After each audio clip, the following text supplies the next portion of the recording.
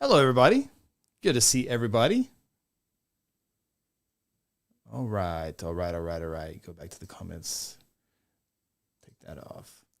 Getting it all set up here. Everything's working a lot faster, better this week, so that's good. Let me find my comments, get those over here by themselves.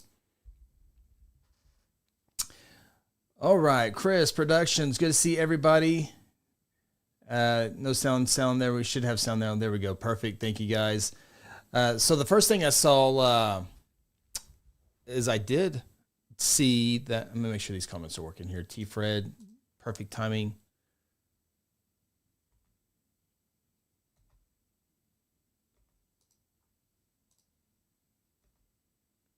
All right, let me get the comments here working. We'll get officially started here. Comments. Here we go. I don't know why it always goes to caller information. It goes to comments, minimize. Charlie should be here. Charlie's comment, perfect. Telly in the house. Facebook is good to go. T. Fred, hi. Okay, now we got this working here. Dustin, loud and clear. Okay, excellent. Much better than last week. Okay, how is everybody doing? Hope you're having a fantastic weekend. It's raining in Guthrie, Oklahoma right now. It looks like a good part of the state is getting some rain on this Sunday night. So we are here. Productions is here. MacDill City score was ridiculous. Yes, got all that information. Oh, I forgot. We got to get our TikTok people going here too. So let me pull up my brackets here, and then we can get started with everything here. Sheets, High School Huddle, and then I had this all ready to go. Then I had to do another project that I was working on for basketball, which is gonna be cool. It's gonna be cool later on in the basketball season. Got some pretty cool things working out, so I'm gonna kind of get an idea on that. So, okay, this is pulled up as well. Okay. Tuttle. We'll definitely talk Tuttle. Grove was a blowout. Absolutely, man. Boy, Tuttle and Elgin with blowouts in 4A. It's a collision course. It is a collision course.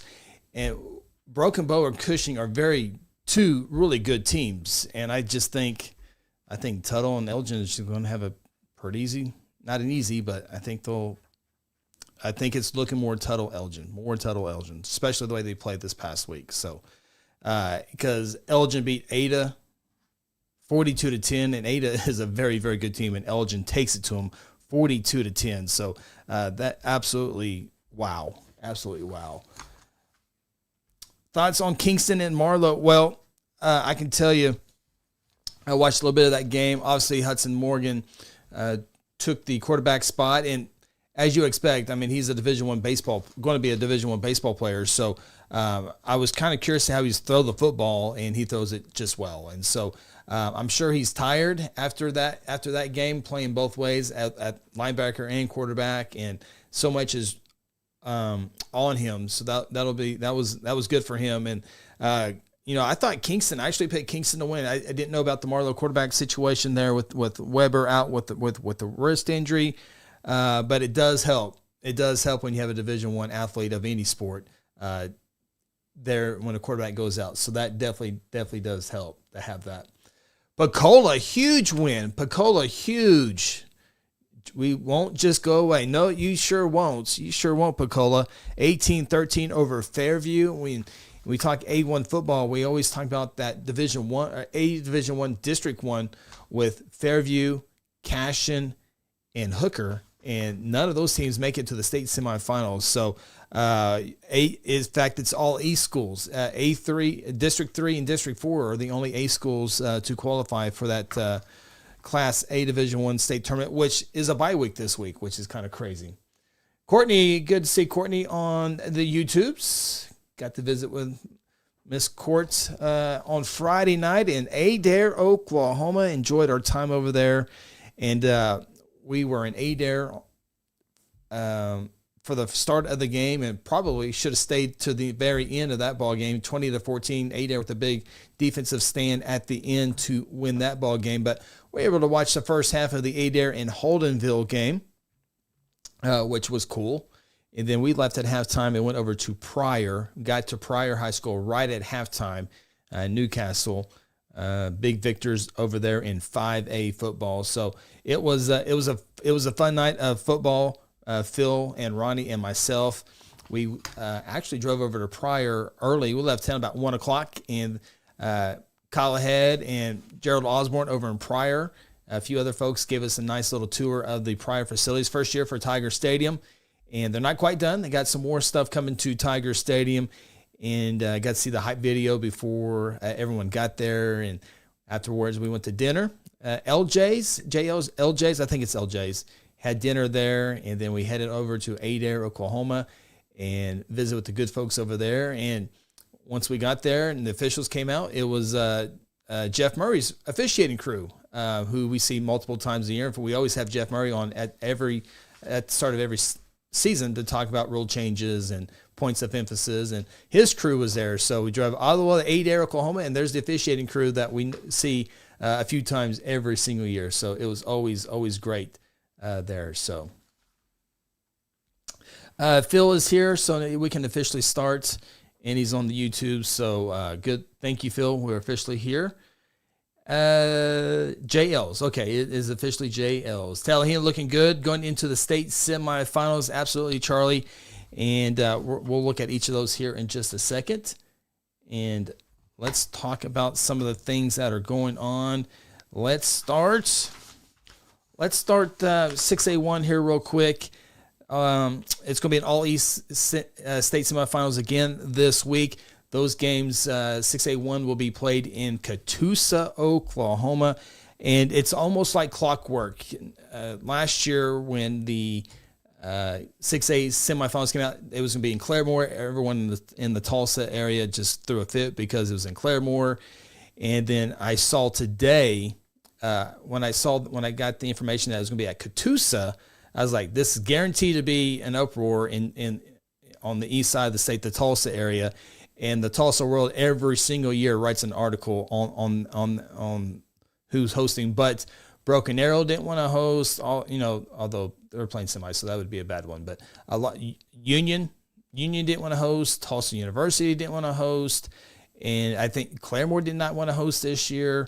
Catoosa stepped up, and they were awarded that semi. So I think the Tulsa World's article column, Bill Hastings, columnist, I think he said Broken Arrow has 6,000 students, and Catoosa's football stadium can only hold like 5,200. So there's more students at Broken Arrow than there are than Catoosa can hold. But that was a big uproar last year. Claremore doesn't have enough seats. Well, all the seats were taken, and there was a lot of people staying around. But I think a few more could have fit in there as well. So I don't think you're gonna make everyone happy on that, and especially over on the east side. But Broken Arrow Mustang, Broken Arrow, no problem. It was all at Broken Arrow. I don't think they completed one pass.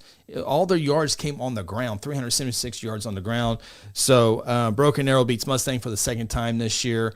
Bixby rolls past Union 51-14. Owasso over UConn, and then Jinx destroys Ed Memorial. So it is now the 30 straight season, and the largest classification that the West Side School will not win it. So Midwest City won it back in 1995. That's the last time a large school team had won it. And you look in the last 29 years, Jinx has won 15, Union has won 8, Bixby has won 3, Owasso has won 2, and Broken Arrow has 1. So Mustang was probably the best. Mustang and Ed Memorial were probably the two best teams on the west side this year. UConn, they got the first playoff victory since 1997, but it's the big dogs, and 6A1 once again this year. We'll talk about that if you guys want to as well. 6A2, Sand Springs easily over Piedmont. Pump City, Muskogee was a very good game. Muskogee, actually, I don't know if anyone saw it, but Muskogee, they leave on two different buses out of Muskogee, and one of the buses about 5 miles outside of town gets hit by a car.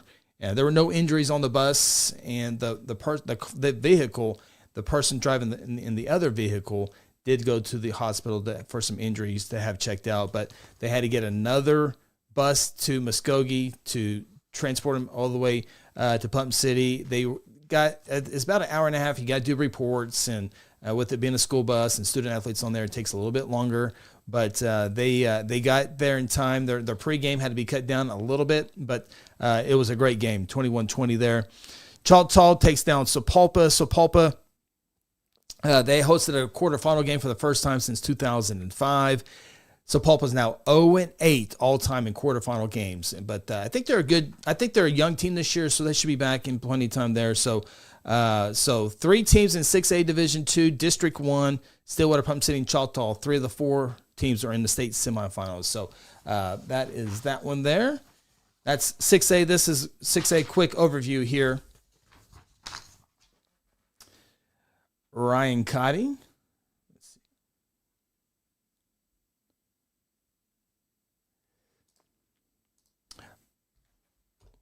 Let's hit the comments here. Early thoughts on Tonkawa semifinal matchup.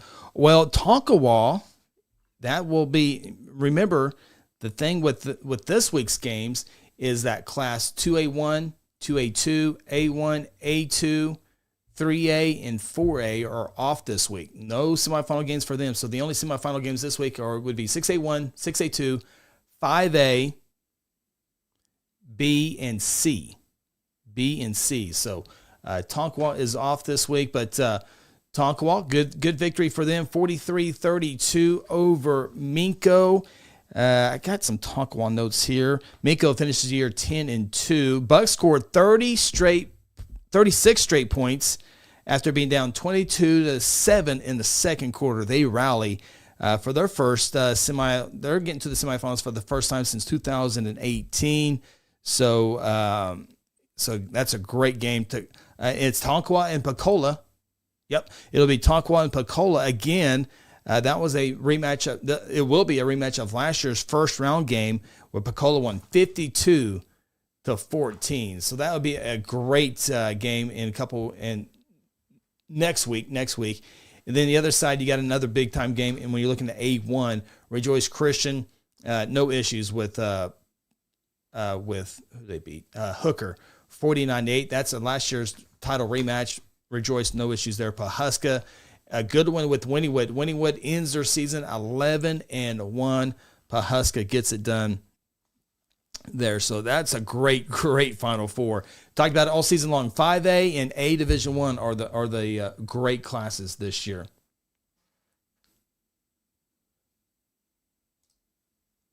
Phil reminds us, Elgin Tuttle final, give him the Owls.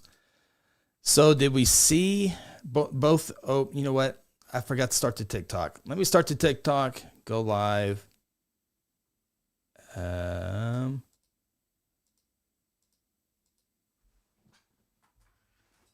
me start the TikTokers. Overtime. All right, go live. Okay, we are officially live on TikTok as well.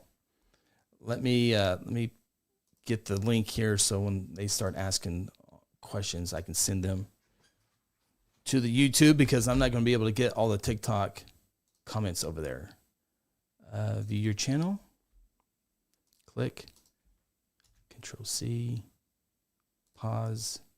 TikTok. Go to TikTok here. And they're quick on the TikTok. Boom. All right, if you're watching on TikTok and you have a question, I'll try to keep up with them. They go by fast over there.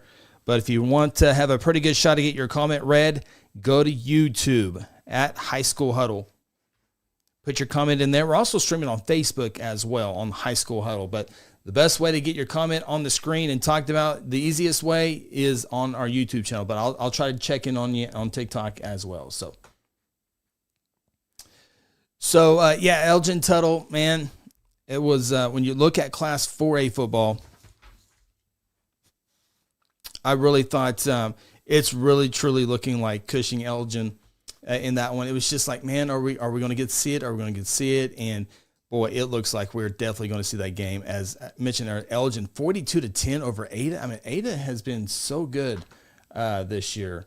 And then Grove has been good this year as well. They only lose one time, Grove does, and it goes to Cushing. I'm trying to find my bracket here, so stay with me here. The TikTok thing threw me off. Boom. There we go. There we go. Perfect. Here we go. What was this? What was the Tuttle? Was it 40? Grove. I mean, Tuttle shut him out. What was it? 51-0. I mean, Grove is a good football team, and Ada is a good football team, and Elgin and Tuttle just run through them like nothing. And so now you have Elgin versus Cushing next week, not this week, but next week, and then you have Broken Bow and Tuttle. And I think Cushing and Broken Bow are really, really good teams, but I don't know if they can. I don't know if they can even hang with Elgin and Tuttle. So it's going to be big time. I'm hoping for close games. I love close games. I want to be entertained by watching these games. It makes it so much better with close games. But, man, Elgin and Tuttle are man. Tyler, I feel like Cushing versus Elgin will be at Western Heights High School, and Tuttle at Broken Bow will be at East Central. Yeah, so as far as next week's state semifinal games, I would expect that announcement to be coming out by Tuesday. I was told probably Tuesday, but if that changes, we'll let you know. But I really think that those will come out on Tuesday. I would not be surprised. Western Heights does a great job of hosting, and so does East Central. They host every single year. So, Tyler, I think you're onto something there. I would agree with you. Tuttle and the free agents. That's all right, we're going back and forth on this one. Tuttle, quarterback, moved in a couple of years ago. Wide receivers have come in. Stillwater lineman has come in, and Enid wide receivers come in, and then you throw in the talent that is already at Tuttle. That definitely helps. It definitely helps. 5A Elgin. So it looks like Doc says that. I'm thinking it would be Elgin in 5A next year. Looking at the numbers, I've been talking about what that looks like. We'll know coaches, I think, are going to be getting together in early January. Football coaches are going to be getting together early January for district realignment. And so it does look like Elgin, yes, will be in 5A next year.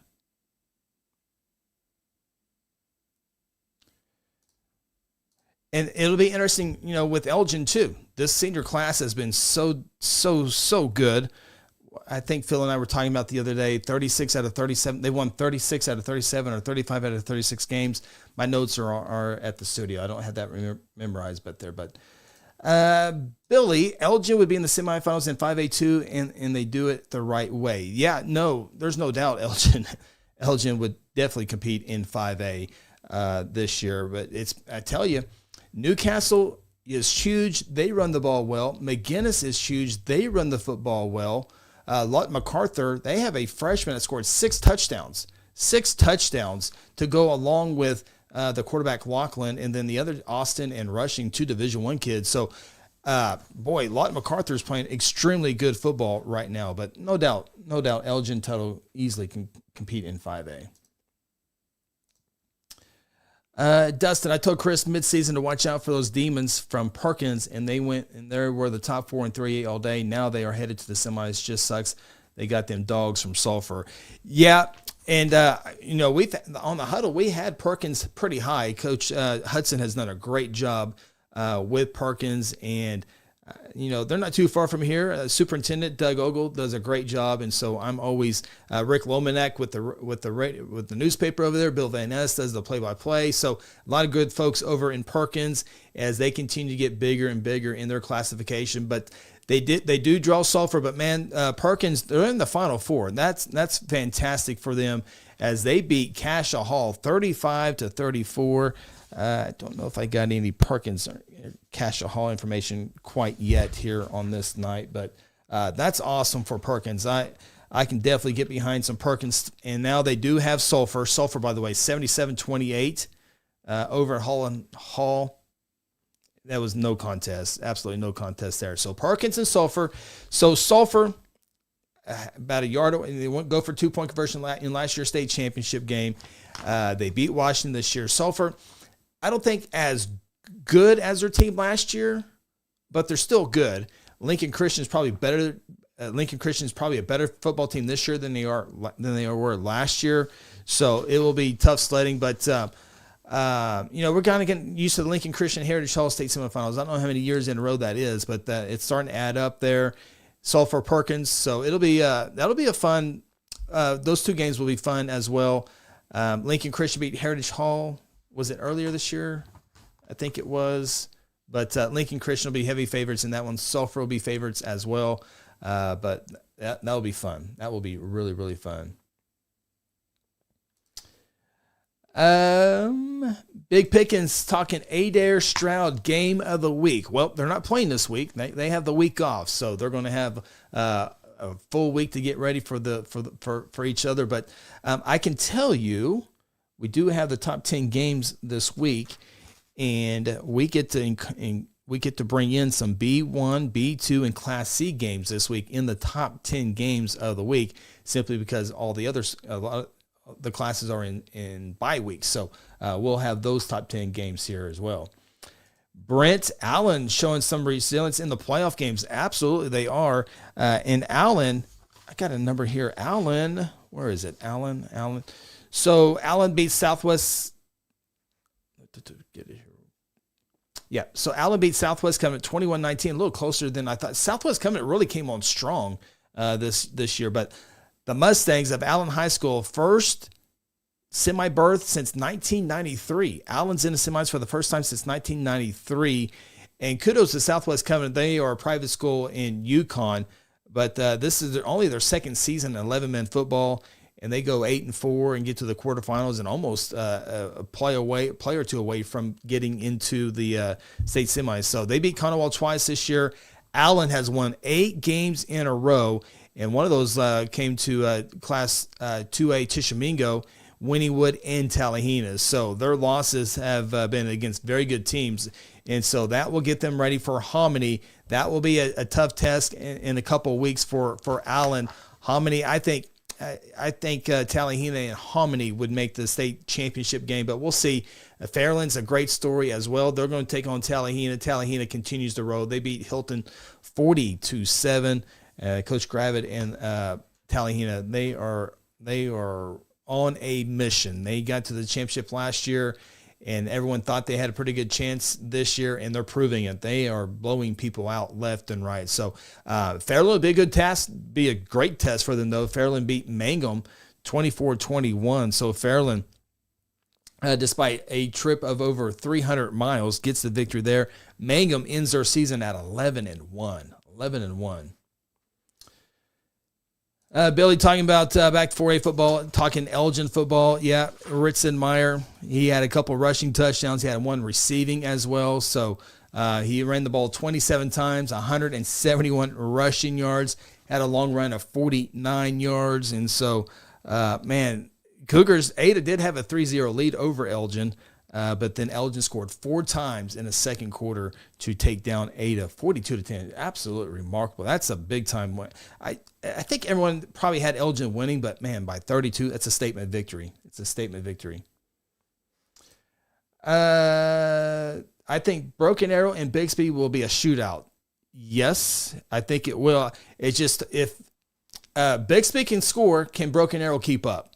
And I don't think Broken Arrow wants to get into a shootout. There's about 30 ways to lose to Bixby, but I think for Broken Arrow, I think their best chance is Sango running the football, Octavian Roberson running the football, maybe Samaj Stanford running the football, maybe the quarterback, Jeremiah Satimba run the football. I think you got to run the football with that big offensive line and just try to run the ball. And there's been some teams, there's been so many different ways of trying to beat Bixby. I think that's the way you do it. Ball control offense, keep the Bixby offense off the field.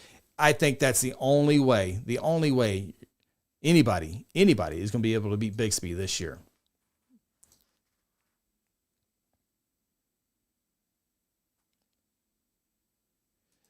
Yeah, so everyone is on this Tuttle Elgin thing. We're still a few weeks away from, we got to get the semis first next week and then championship.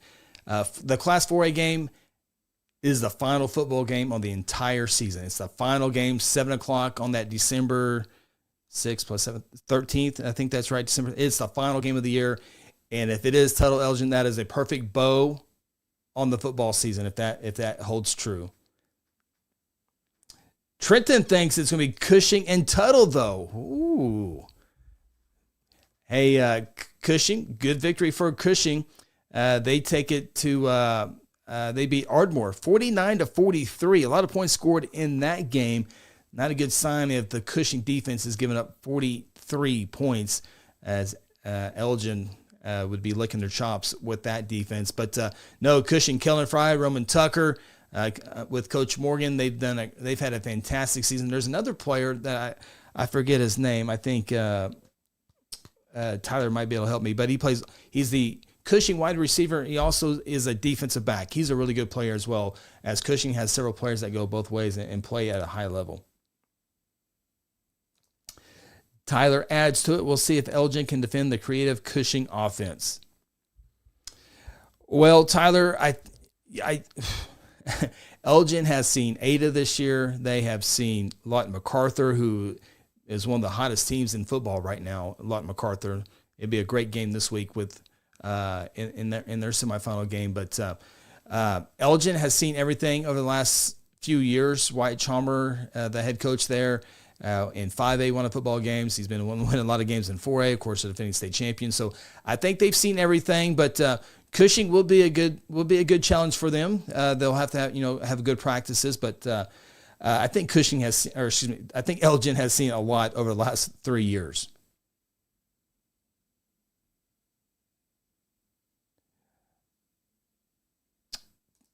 Comments are coming in way too fast, guys. 3A is littered with private schools. That's a tough class. Yep. It's always been 3A heavy, but, the Sulphur and Perkins will represent some of the public schools in a championship in Class 3A. Do you think Perkins' Sulphur game will be in Shawnee? Shawnee has not been hosting any semifinal. Of course, they've had tornadoes damage the last couple of years. I really think it's not a guarantee, but the OSSAA really likes turf on their fields for these semifinals. Not a mandatory, but most games are played on turf. And Shawnee does not have turf. I think they still have grass. And, I didn't go over to Shawnee this year, so I think they got their press box fully built. OBU's not big enough, so I can't remember last time Shawnee hosted one, and so I don't think so. I got a Zoom call tomorrow. Maybe I can get a list ahead of time. Doubt they would let me do that ahead of time, but we'll have it pretty quick, and I'll come out with that Tuesday. As soon as I get the information, I'll put out a video, certainly, though. Chris Devine, I saw this as well. Talked to Coach Dunn yesterday. Brent Venable's comments about Carl Albert players seem to be spot on. Bixby and Carl Albert players have that mentality in their DNA. Xavier Robinson been battling a knee injury, and he told OU coaching staff that just put a brace on it. I'm ready to go play. No matter it doesn't matter what it is. I'm going to play. And Brent Venable gave Carl Albert a very nice compliment. Got it right here. By the way, Carl Albert absolutely takes it to McAllister. Holy smokes. 5A is going to be fun. It's the 4. I think it's a really good 4 semifinal in 5A. As I try to find this quote here real quick. I think it's all the teams left run the ball really, really well. And we've talked about it. We'll get to Pryor here in a little bit, but I've said it many times on here. If you run the football, your chances are elevated in winning a championship. Teams that throw the ball all the time put up a lot of points, but when you get into these games against these teams, you better be able to run the football. So teams like Jones is semi. They Tuttle throws it a lot, but they run the ball well too, and they play good defense. So you got to really be able. And that was one of the things that Pecola, they score 50, 60, 70 points, but they beat Fairview 18-13. So that's a good victory for Pecola, who throws the football a lot. So Coach Brent Venables talking about Xavier Robinson and the other Carl Albert kids. He said, that's what guys from Carl Albert do. They show up even when it hurts. And I think there's a lot of teams out there as well. Obviously, Brent Venables has a lot of Carl Albert players on his roster, and he's got some other Carl Albert players that he wants on his roster. Elijah Matthews being one of them. But I think there's a lot of programs that are tough and play hard. I think that's Brent's example of that with Carl Albert, and Carl Albert definitely does it as well. But just because I can tell you, Guthrie, they play tough. They're tough kids. Now they might not be Division I kids, but they're tough kids. So Guthrie kids show up and play hard. And I'm certainly think Perkins kids are pretty tough, and Elgin kids are pretty tough. But Brent Venables has 5 or 6 Carl Albert kids on his team, so that's how he gets to say that. So.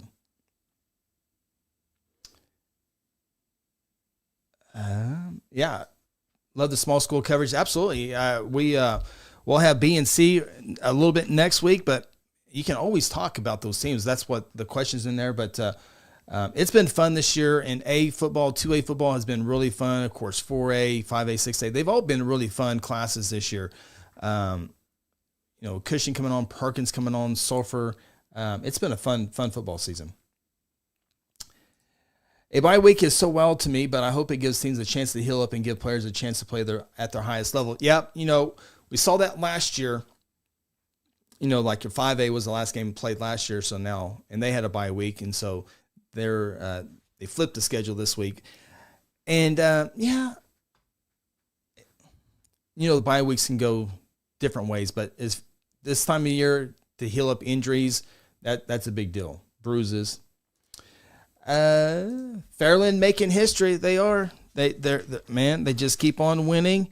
I've talked about it multiple times. The Owls, one of Guthrie's greatest wide receivers is over there, and Webb, his son was the point guard for the state tournament qualifying Fairland Owls last year. So they're having a fantastic year.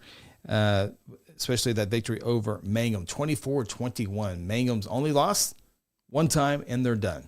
A few teams are now 11-1 and done on the year. Chris Hayes, wish winner 4A and 5A state champions played each other at the end of the year. It wouldn't have been good last year with Carl Albert. They would have dominated whoever, Elgin. But yeah, we've talked about that before. Brent, I shout out the High School Huddle TikTok on the last highlight. Had to sit in on lives, but totally worth it. Awesome, thank you.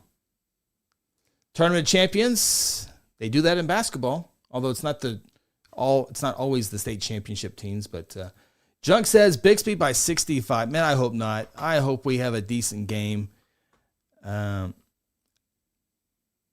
Whether it's Owasso and Jinx are playing again this week. Remember last year our team had the broadcast of the triple overtime Owasso beating Jinx. So I don't think we'll need overtime for this one. Jinx playing pretty good football. Katie Jones, by the way, I do have one Katie Jones notes. The Jinx running back, he had 217 rushing yards and 5 total touchdowns.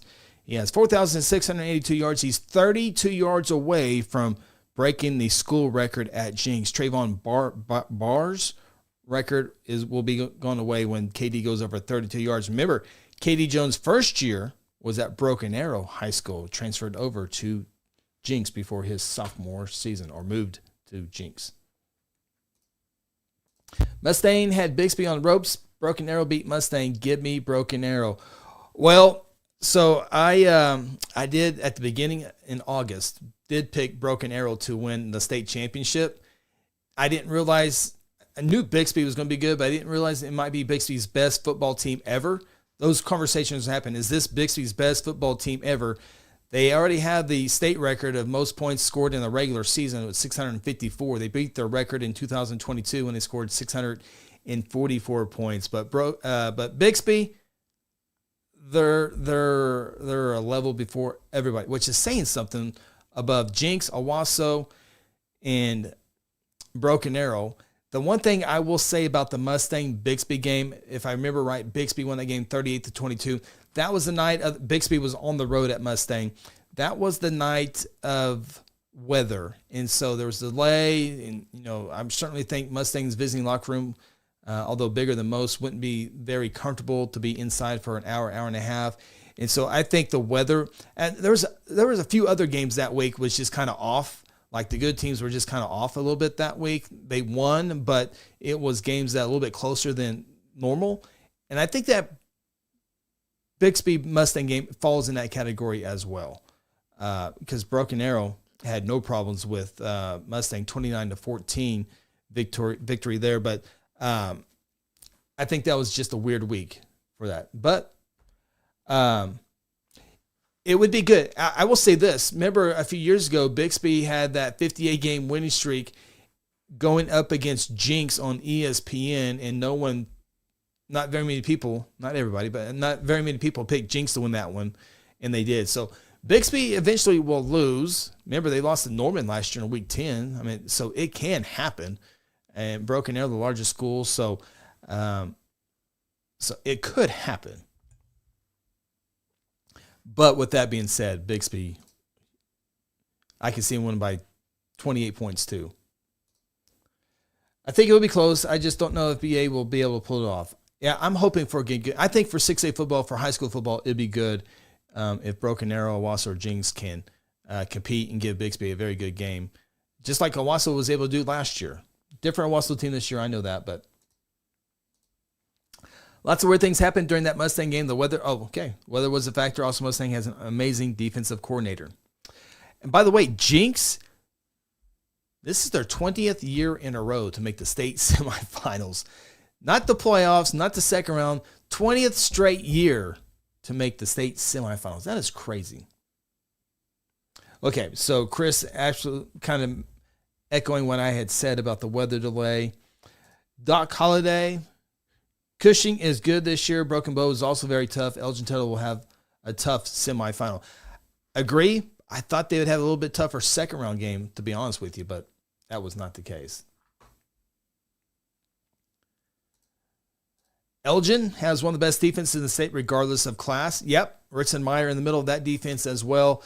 To be honest with you, Tuttle plays very good defense as well. So it's the matchup of all matchups. We keep bringing it back and talking about it. It was a great game last year in this championship game, 29-22. It looked like Elgin was going to blow out Tuttle. Tuttle rallied back. So,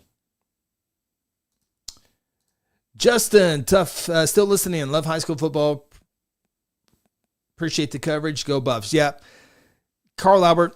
Just a different animal. McAllister dealing with some players not on the team.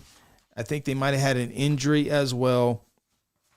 But Carl Albert, who, by the way, has now won 51 straight ball games. Here's the interesting note. McAllister, who started off 0-4, then went on to that win streak. McAllister had only allowed 3 first-quarter scores all season long. Carl Albert had 3 offensive drives, 3.5 offensive drives in the first quarter, and they scored on all 3 of those drives. I think Elijah Matthews for Carl Albert, their running back, he has scored 4 times or more, 4 touchdowns or more in 7 of their 12 football games for Carl Albert. It's just a beast. And McAllister, 3 and out, punt, short field. Carl Albert scores. McAllister, 3 and out, short field. They punt. And so it's just rinse and repeat, and that's how Carl Albert does it. It's a machine. And to be honest with you, this is the year to get Carl Albert. If you're going to do it, it's going to be a year because the quarterback comes back, the running back comes back, the linemen a lot of juniors are coming back, and the underclassmen are really, really good. And I'm talking really good on the offensive and defensive lines. Carl Albert always has skill players, and they've always had good linemen. But I'm talking, they might have big-time recruit linemen coming up. Chad Davis, you was saying something about Catoosa hosting games. Do you think that's where Stroud Adair games will be played on December 5th? Stroud and Adair. So, again, I think that's coming out on Tuesday. Catoosa, yeah, I think that could be a site. I think Sapulpa could be a site. Sapulpa has hosted many games in years past. Sand Springs has been a popular place to host semifinal games as well. However, Sand Springs is playing football still, so that would be tougher. Sapulpa season came to an end, so that could be a location as well. But I would certainly think Catoosa, with them hosting this year, that would be another option as well. Hopefully we find out Tuesday for sure. Predictions. Who would win, Jones or Marlowe? I know this ain't a lock-in day for you, Chris. Yeah, no, it's not a lock. Wednesday is the official lock day on predictions. Going into that, I really like Jones. Asen Hansen's the ability to throw the ball and put a lot of points up on. Marlowe does a really good job of stopping the run, which you got to do that in 3A football. I go back and forth on this one. Of course, I picked Kingston to beat Marlowe last week, so that was wrong there. So you probably want me to pick Jones to win that game, but that comes down to, I think, Marlowe trying to score points to keep up with Jones. Jones this year, pull the thing up here real quick. I always forget about Jones's. I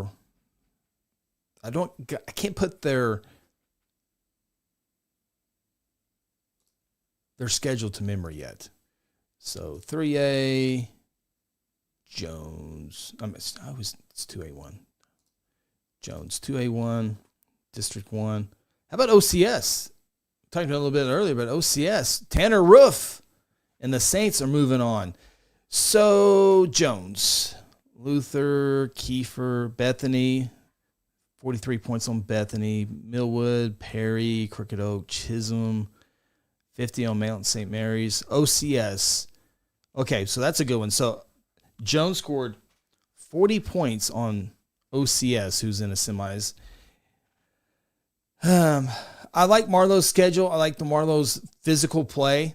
If Marlowe can be physical with Jones, I think that would help Marlowe. So that's a great matchup. It's a great matchup.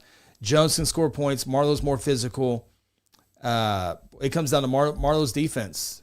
Marlowe's defense, and can Marlowe's offense put some points on the board? Because I think Jones will be able to put some points on the board the way they throw the football. Chris Frost, I wrote that down. 5A Division 1. 3 teams. We always talk about the dominance of 6A football, 6A1 on the east side. 5A is dominant on the west side. In fact, with Pryor losing Ward, that you can make an argument of, the top 4 for sure on the west side. After that, probably Pryor. So a lot of teams on the west side really good this year.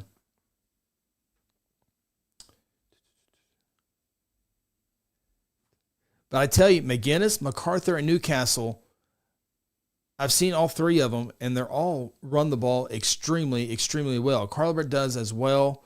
So that's going to be great matchups. I don't think that there are going to be a whole lot of high-scoring games, I think, in the semis or the championship game. I think they're going to be hard, physical run games with the defense, 5A. It's going to be fun.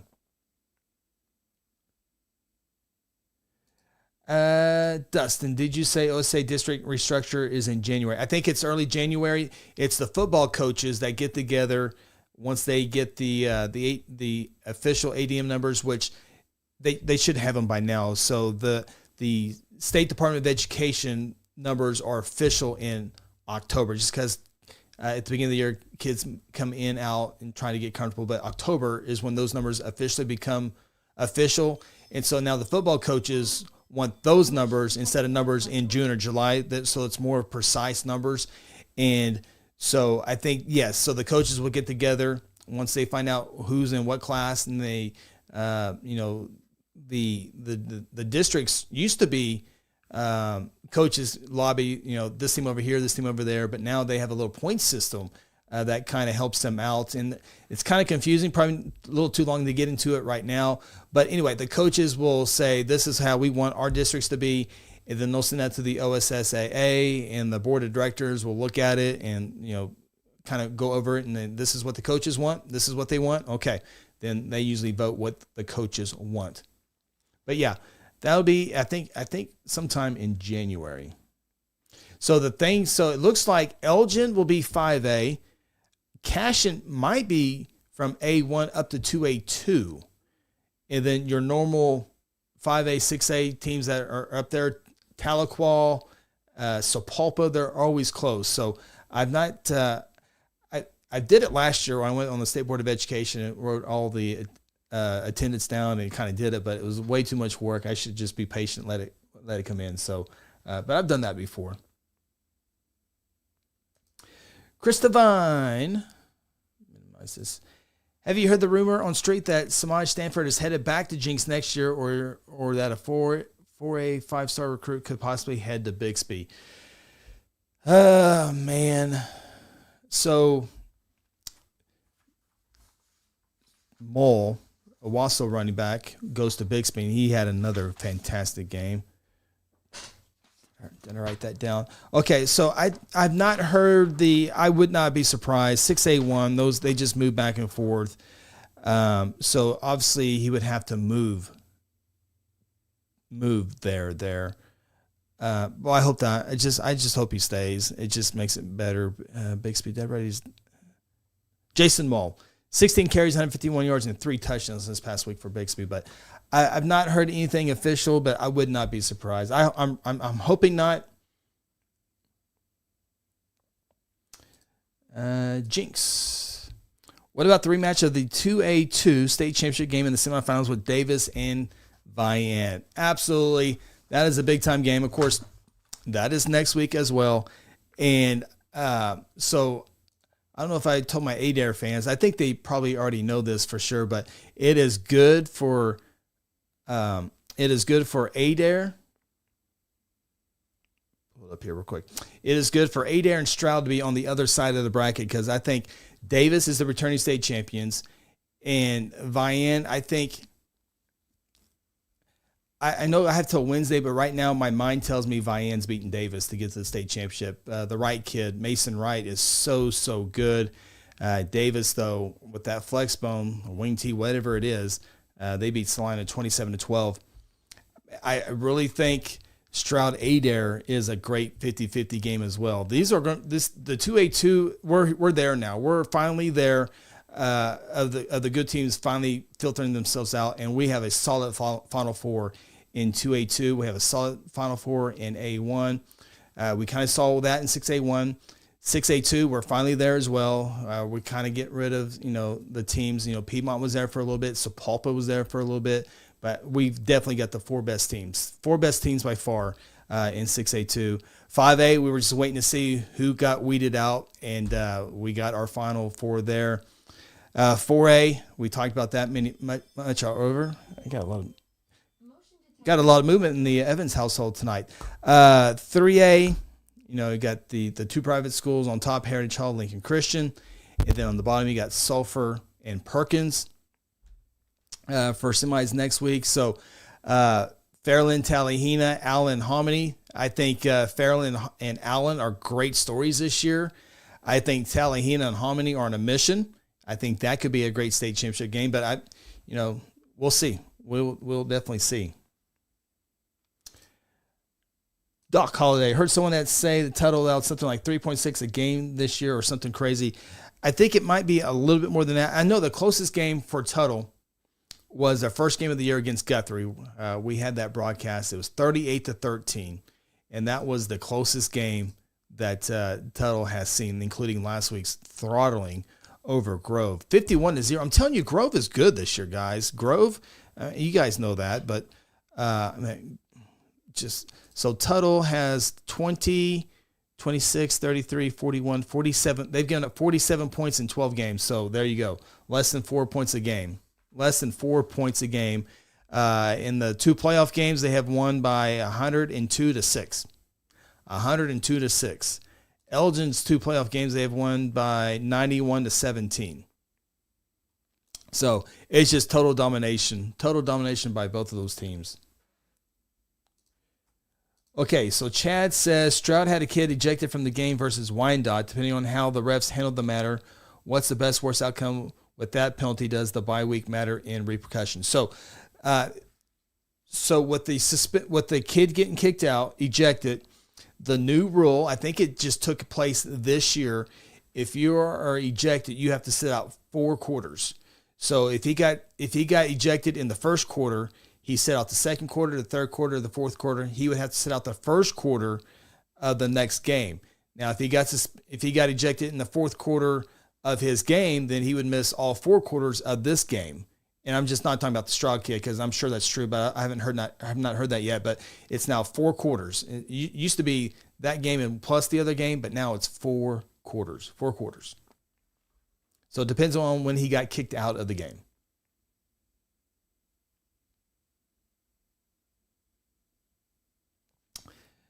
Doc talking about all the rematches that he'd like to see. I think we're going to get, we're seeing Davis fighting Marlowe, Washington. We'll see.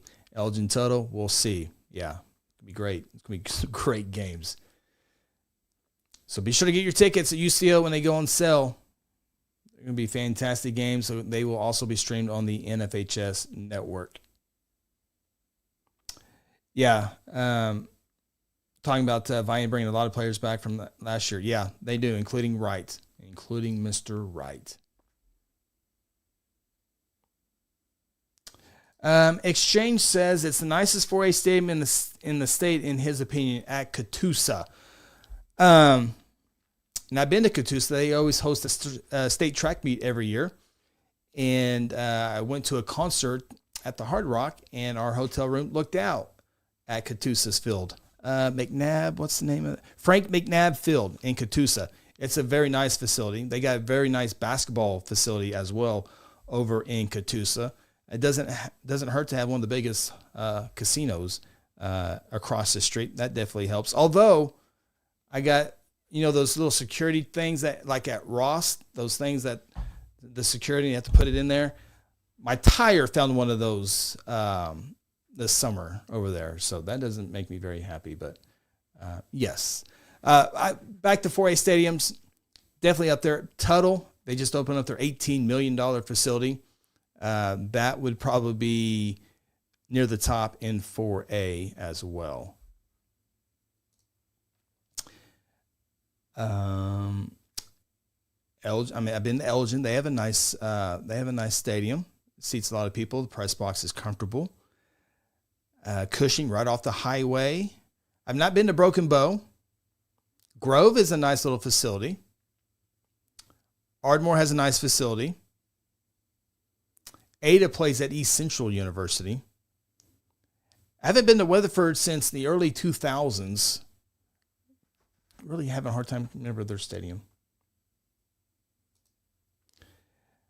This year's Jones team reminds me of 2016 when they won it all in 3A. Lots of talent. Yes, lots of talent. And that's the year.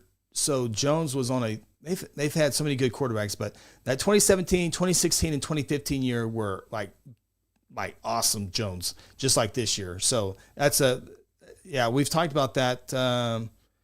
So I think that's right. 2017, I think the 2017 was undefeated, like right at this time of the year last year, this time of the year too, if I remember right.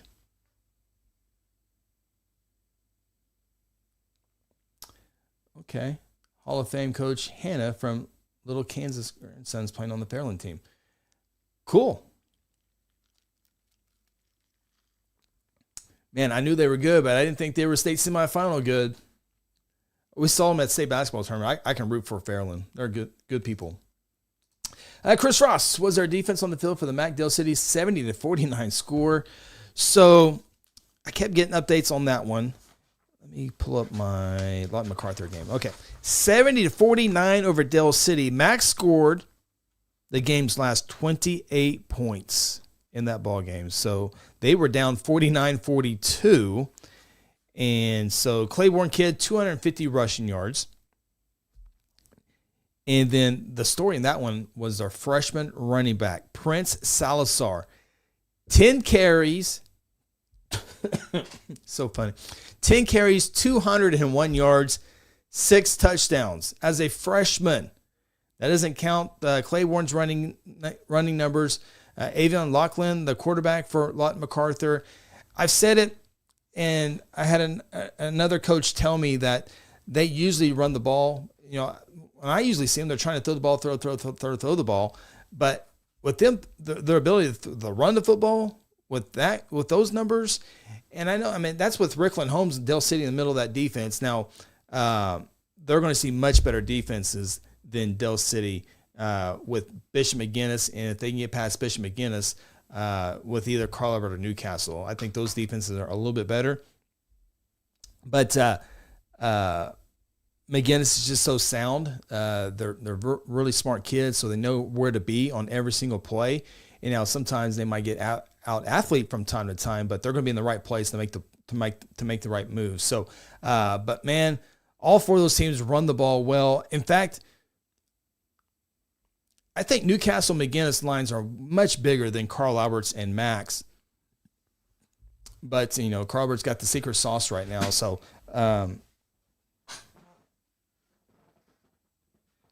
That will be fun. That's all about matchups. It's all about matchups when you get to this far, and those are some very intriguing matchups in 5A football. Pecola and Tonkawa. So we're going to have that semi in a couple weeks. But, man, I really like so Pecola, it's all about their quarterback. I forget his name. Pobley. What's his name? Drawing a blank on him, but man, he can throw the football. And so the thing, I think Tonkawa is a very physical team. And so it would be my first question is Pecola be able to handle the physicality of Tonkawa. And if they're in the state semifinals, something tells me that they can. Pecola quarterback, drawing blank. Not the wide receiver. Posey. I think I said Posey. I was close, if not. But to go on the road at Fairview, I think it's the first ever meeting, and Pecola wins that one 18-13. So that tells me that Pecola doesn't have to score 40, 50 points a ball game to beat somebody really, really good. So Tonkawa gets past Minko 43-22, and Minko is a very physical football team as well. So that's obviously a neutral site. Going into it right now, nothing official. I have more than a week to think about it. I think you're from Pecola, but you have a week or so to talk me into it. I like Tonkawa. If I had to make an early choice right now, I think it would be Tonkawa and Rejoice Christian in the state championship, and I think Rejoice Christian wins that state championship. As of Sunday night, way too early to decide that. I can be convinced the other way. I just need some more Pecola info. Got to visit Pecola, their facilities this summer. All right. Campkin. 2A semis are battles between top two teams from District 1, top two teams from District 4. Yep. When was the last time that happened? 2A. Yeah. No, that's it's going to be, I think I wrote that down. OCS, they were down 17 points. They came back and beat Metro. Metro, first loss of the year. Tough time to lose one as they're done, as they're now done. OCS had a 9-minute possession. 9-minute possession that resulted in points for them. That's their first state semifinal since 2020. And the last time they were in a state championship game was back in 2012. They won that football game. So OCS defense, they have 5 shutouts this year. Creighton Allen, the quarterback, 2,700 passing yards this year and 32 touchdowns. So OCS, big victory over Metro, kind of messes up what a lot of people had thought there. Man, that's a great, great victory for them. OCS versus Washington. Washington, I think, will win that game, and it could be another Washington-Marlowe rematch this year if Marlowe can get past Jones. TJ, I need to say, okay, let's go TJ. TJ, everyone wants a Davis, Adair, and State. Should have been state game for a long time. So Adair celebrating their 10th year of winning the 2015 state championship. Looking to get another title there. I got to tell you, as far as an outsider on that game, I would not mind an Adair Davis, Adair Vian game. Stroud looking to not make that happen, but it would be fun. I would be interested in Adair. Adair and Holdenville, mentioned that game. So Holdenville got the football. By the way, Holdenville, they go on Google Maps and look at Adair's football stadium, and they measure out sides and they measure out flags. There was like 16 places to put a flag, so they bring 16 blue and yellow flags, and they hang them up on Adair's visitor side. And there's signs everywhere. Holdenville did their homework. Their crowd did their homework in there, but I think that probably got Adair a little bit more fired up. But so Holdenville runs the flex bone, wing tee, whatever it is, and they get the football to begin the football game, and they go 9 minutes and 38 seconds with the football and don't score any points. They got down to the 3-yard line, and then they had a penalty, moved it back to the 8, and they didn't get in. And then like 52 seconds later, McCord, the quarterback, goes for 92 yards. Missed the extra point, up 6-0. Holdenville actually takes an 8-6 lead. Nice little 2-point conversion Holdenville had as well. But then McCord and the Warriors got things going, took advantage of a Holdenville turnover. They turned that into points. And then Adair holds off Holdenville late to win it 20-14 in a great atmosphere in Adair, Oklahoma. There was not a seat to be found in the stands. Of course, they're packed on the sidelines as well. Just a great atmosphere in Adair, Oklahoma on Friday night. Nothing wrong with being with the homer. That's nothing wrong. Don't ever apologize for being a homer. Can't do that. That's awesome.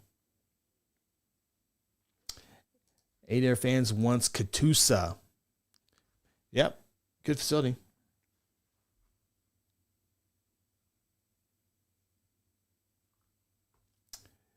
Trenton, yeah, he had to sit out 4 quarters. That happened to Cushing last week. They were missing their outside linebacker for 3 quarters against Ardmore. Yeah. Can't get any ejections this time of the year. Pecola Rejoice rematch in A1. Yeah. What was that? Was that close? Let's see here. Pecola. Rejoice and Pecola played back on October 3rd, 27-20. I'd say that was pretty darn close. So Pecola, they can definitely get it done. You know, they got some good victories. Pawnee and Fairview. I mean, those 2 teams I was really high on all season long, and Pecola beats them, and they lose to Vian. That was early on by 20 some odd points, but losing to Rejoice by 7. I mean, the victories are good, but I look at that loss, only lost by 7 points to Rejoice Christian, who continues to really have a fantastic season. Rejoice. What numbers do I have on Rejoice this past week? Rejoice beat Hooker 49-8. Eagles have won 10 straight ball games. I think their only loss was Rejoice or Cassia Hall back on September 5th. Cassia Hall is a Class 3A team. So Class A playing up Class 3 and only lose by a touchdown, right? Yeah, 21-14. So that's tough. Rejoice Christian, Kimian Compton Nero, the quarterback, sophomore quarterback, 3 touchdown passes. The running back, Noah Goodwin, had 3 touchdowns. 21-0 after the first quarter, 48-0 at halftime. Rejoice just continues to steamroll everybody ever since losing to Cassia Hall.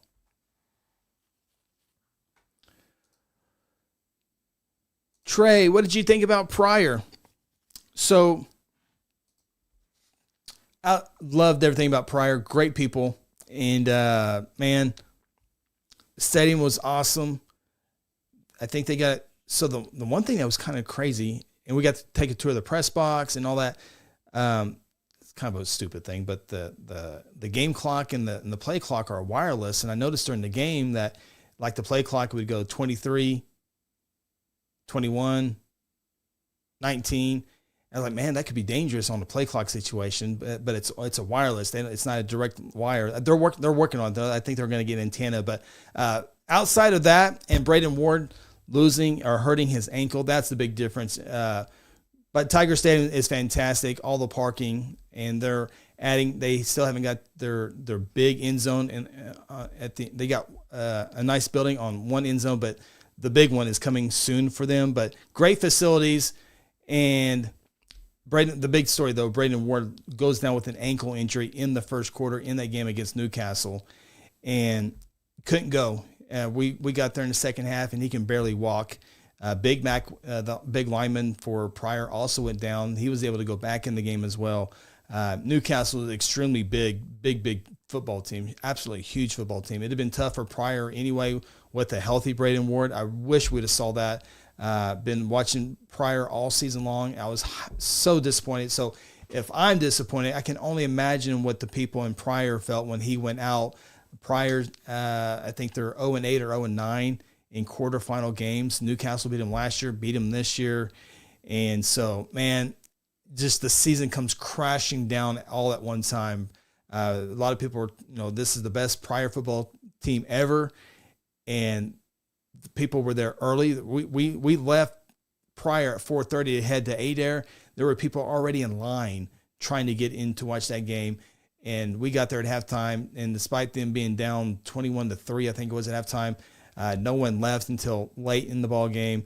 Just a great atmosphere. But, man, been there. I've seen it many times. You have this best team you've ever had, and they fall short one game, and you're riding that high, 5-0, 8-0, beat Dell City, 10-0, district champions, win the first round playoff game, and then ankle injury just takes everything away. So it comes and goes quick. So I'm sure there's a lot of blues right now in Pryor, but man, got to be happy. It was just injuries are part of it, man, but it stinks. Sure would have liked to see Braden Ward healthy in that game. Cole, dude's a hater on Mac.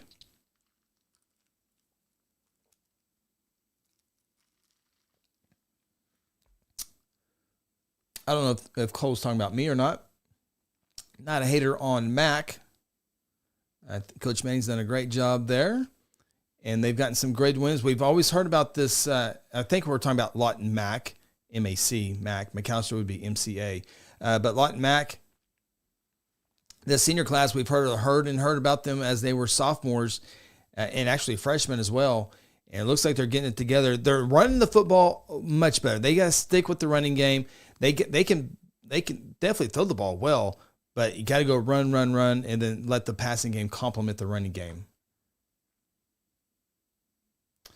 Yeah, Chris says Lawton Mac would have to beat McGinnis twice in one season. Not only twice in one season, but twice in a matter of 3 or 4 weeks. And so Lawton MacArthur goes to Bishop McGinnis in week 10 and has to win by 10 points or more, and they do that as they host a first-round playoff game. And Lawton MacArthur has played really, really well this entire season. They started the season off with a loss to Elgin, 42-21, and then their schedule, if I remember right, wasn't all that tough. So you kind of didn't really hear a whole lot about MacArthur until the later part of the season. They played the Lawton schools. They did beat Ponca in overtime. Ponca, an okay team in 6A2. And then you had your class in Duncan, Midwest City games. Then Newcastle, lose that game 41-32, and you're like, okay. After watching Newcastle and how big they are, I get that loss. I get that loss. But it'll be a good test. It's hard to beat a team twice, much less in 1 month. And McGinnis is going to be a little bit different this time because Gage Chance was the quarterback at that time, jersey number 5 for McGinnis. He's out. And I don't think there's a timetable for him to come back. He had a shoulder injury. And so you got the sophomore running back who's now taken over at the quarterback spot, Junior. I just said his name 25,000 times the other day. Junior Harris, who against Guthrie had 127 rushing yards. He had 3 passing scores and 1 rushing score in their victory over Claremore, 42-14. And we said it a couple weeks ago, the Guthrie McGinnis winner would have a much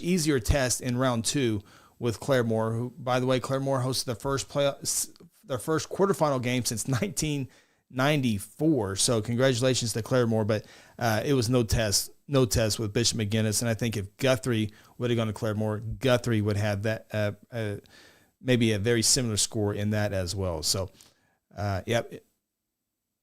Lawton Mack beat McGuinness 35-21 back in week number 10. Cole picked 25% on the semis. Carl Albert was a gimme. Yeah, Carl Albert, 51 in a row. It's not easy to go against them, or hard to go against them. Pecola kids are 11 being picked against every week. Good bulletin for me. Laugh out loud. Either way, we thanks for the show. Well, I surely hope Pecola doesn't need somebody talking to give them some motivation. I think I had zero to do with or anybody with Pecola there. So always knew they were a good team. It was always interesting to see how they were against some physical teams. And Fairview is a physical team, and Pecola won. So congratulations to the Indians. TJ, those 9-minute possessions are rough, especially if you don't score. Yeah, no, teams like Davis, Holdenville, they can take the air out of the football. Piedmont does it. Bishop McGuinness put a 9-minute, 20-second drive against Guthrie to beat the Blue Jays on an 18-play drive. Crazy. Productions, OCS Metro was an upset. I would definitely say that's an upset, yeah. Metro's first loss of the year. Dustin, I think High School Huddle needs a live set at UCO on the sidelines like ESPN College Game Day style. Do live broadcasts between games and at halftime. Make Phil wear a suit. Phil doesn't wear suits. He doesn't like to tie the restriction. We won, what year did we go? So we won some broadcast awards, and I don't think he was with us in 2013. Maybe he was. So we won broadcast awards in 2013, 2016, and 2018, and he did not wear a suit for those. So I don't think he'll be in a suit there.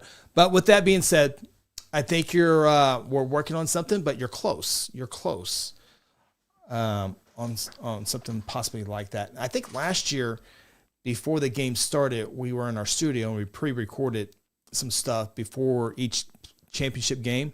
So I think worst case scenario, we can do previews. Let's just say if it's Bixby versus Jinx, we can do a preview in our studio, and with us doing the production, we can play that preview before the actual game kicks off. But that's one way for sure we want to do it, but we might get creative in other ways. But like that idea, Dustin.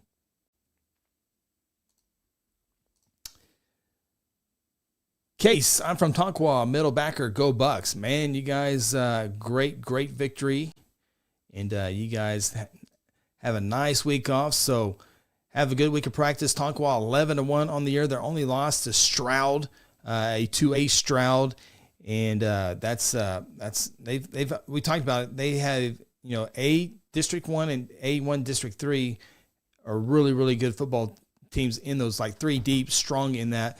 Obviously, no A District 1 teams are left, but a great year in that district. So you got Tonkawa, Huska, Pawnee, and Morrison in that district and come out as district champions. That's really, really good. No issues with Haskell. Really no big deal with Minko either, 43-22 there. So playing really good football. I think if you're Tonkawa, you'd probably rather play football this week and not wait a week. Ethan Stevens, 92 yards. Help me out, TJ. Ethan Steven, 92 yards. 92 yards. Help me out. Chris Ross, did the High School Huddle crew make the prior game in your Northeast Oklahoma road trip? Yes, Chris. We went to Pryor. We left town at 1 o'clock, got to Pryor, got a nice tour of the facilities by the nice folks at Pryor. And we were there for a little while. Got to meet a fellow umpire over in Pryor back in my umpiring days. Got to visit with him. And then we went over and had some dinner. Drove over to Adair, Oklahoma. Took in the first half there. And we got back to Pryor at halftime. And yes, we did leave a little bit before the end of that game because it was over. And there was so many cars in the Pryor parking lot. that place was jam-packed, jam-packed. And so we left town a little bit early.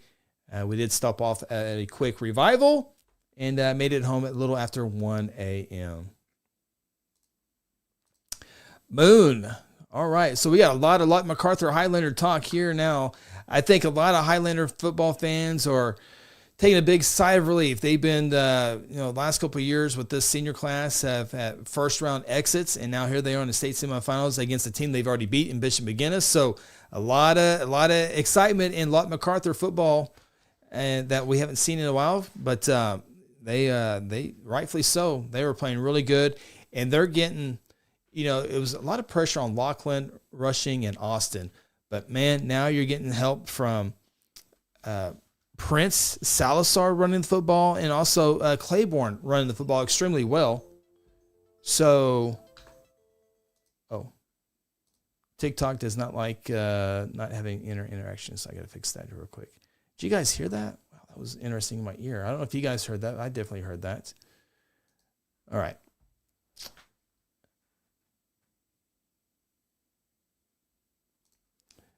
Charlie, what do you think about Tallahena and Fairland? Well, Fairland, great job of even getting to the state semifinals. It's just a great story for them.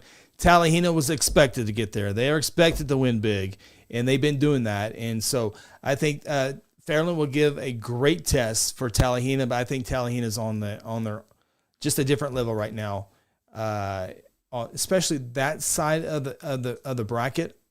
The other side, Allen and Hominy. Allen, another good story this year. I called it earlier. In fact, I picked Tallahena in the state championship way back in August, and I've been talking about Hominy the last several weeks, and so I still think my state championship game that I've been saying is still on par. Well, obviously, that we're in the semis now, but I think Tallahena and Hominy are on a collision course for the state championship game, and I picked Tallahena to win the state championship back in August. I'm not changing my mind on that. So. Oh, Ethan Stevens, 92-yard. Okay. I thought, was that not McCord? I thought that was McCord.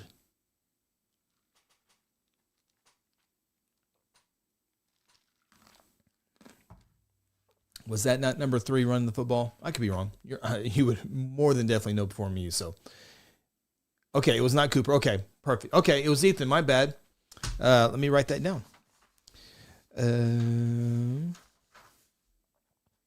That is good to know. Got to know that kind of stuff. Let's see here. 282, 282. 282. It was. Pin doesn't work. Ethan. TikTokers, real quick, if you want to get your comment, the best way to do it, I put the link on the YouTube down in the comments on TikTok on our YouTube channel. That's the best way to get your comments viewed. I'll try to get over there here in just a second to look at those comments, but it's a lot easier if you put them in our YouTube chat. But Ethan Stevens, 92-yard touchdown. That was the first touchdown of the night for the Warriors. Thank you for that.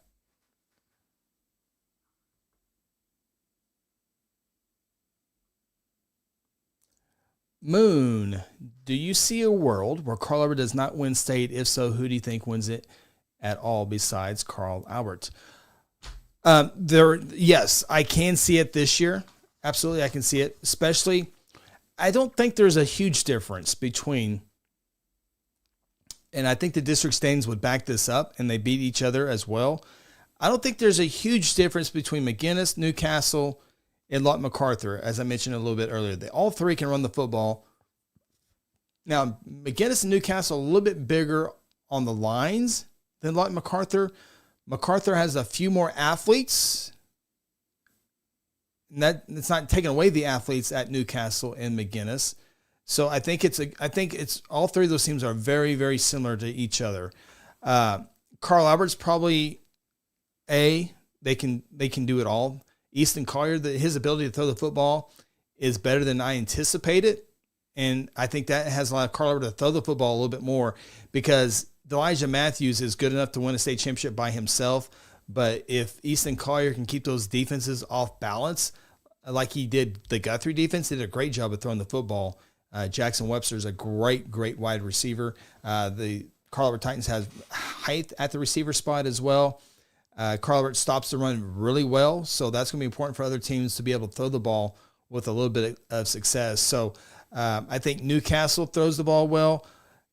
McGinnis still working with Junior Harris throwing the ball. He had 3 passing scores. I think they probably worked on the passing game a little bit more as they had more time to do that in the Claremore game.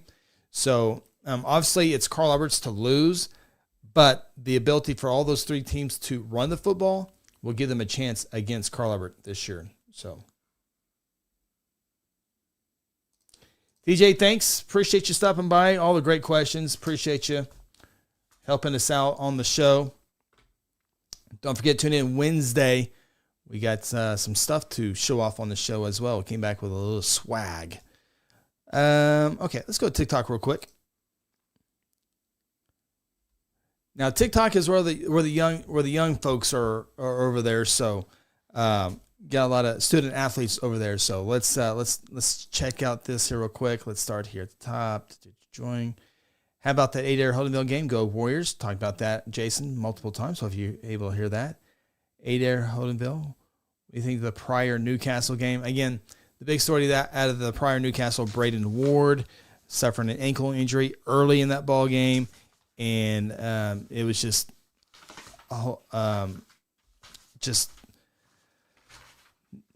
Pryor trying to catch up and just simply couldn't do it. Simply could not do it. For Newcastle, though, let's give them credit. The quarterback, Blake Criswell, 10 of 21, 170 yards, 2 touchdowns. His favorite target that night, Awesome Shunrud, 3 catches, 95 yards, 2 touchdowns. The running back, Ben Rogers, who's the number 2 running back behind Taylor Bradford, but Rogers had a better night running the football, 12 carries, 124 yards, and 2 touchdowns. Taylor Bradford, 16 carries for 78 yards, and I think Bradford has the school record for rushing yards. I think that's true.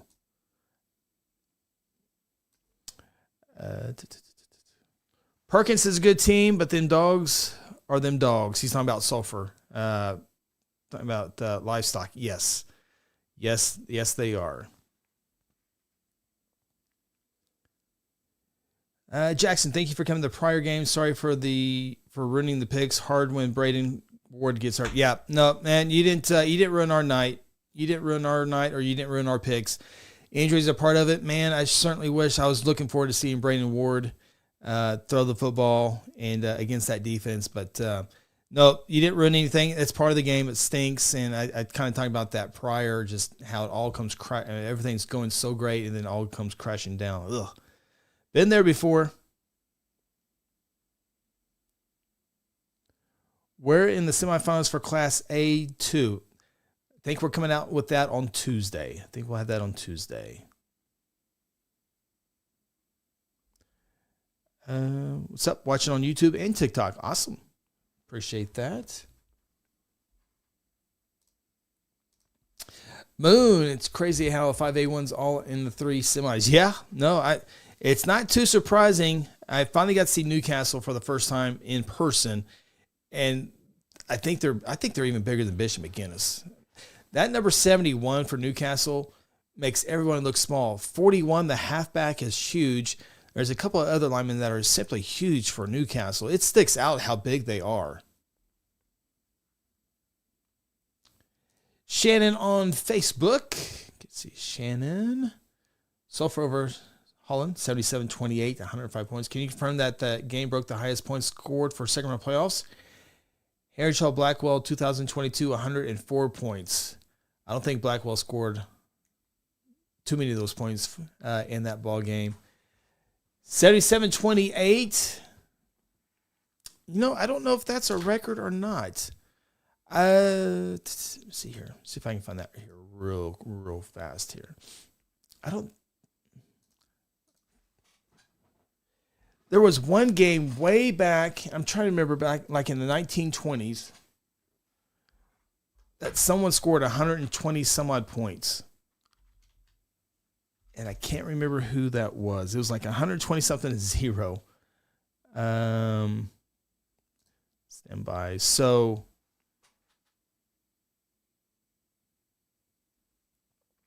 I don't know if these are playoff games or not. 1924, Stigler won. Okay, that's what it was. Stigler beat Fort Gibson 219-0. Nash over Medford in 1928, 165-0. Again, I don't know if these are playoff games or not. Let's see here, 105 points would be quite low on this list. Sulphur over Central JV back in 1951 was 105-0. But there's 2, 4, 6, 8, 10, 12, 14, 16, 18, 20, 22, 24. There's 30 or 40 games that has more points than 105, but I don't know if those were playoff games or not. I might have someone that might be able to answer that. I can ask, but I would guess no, would be my guess. Yeah, I know. I don't know. 219. See, there's one that says it makes me kind of question this list a little bit. And this is through 2021. Okay, this is through 2021 because one score has El Reno 540-0 over Western Heights. I know that's not true. So, yeah, I don't know if 219-0. I mean, 1924. I mean, even if they run the ball, I don't think. Yeah, I don't know. It's the only list I can find right off. It's from a reliable source, too. So, Moon, very unfortunate for Pryor. I really thought they were going to give Carl Albert a run for their money in the semis. Yeah, I don't know if we can blame Phil Nichols on that one or not. He picked Pryor to win the state championship. All right. 30-minute quarters, something. Boy, I bet social media went crazy on that one for them running the score up.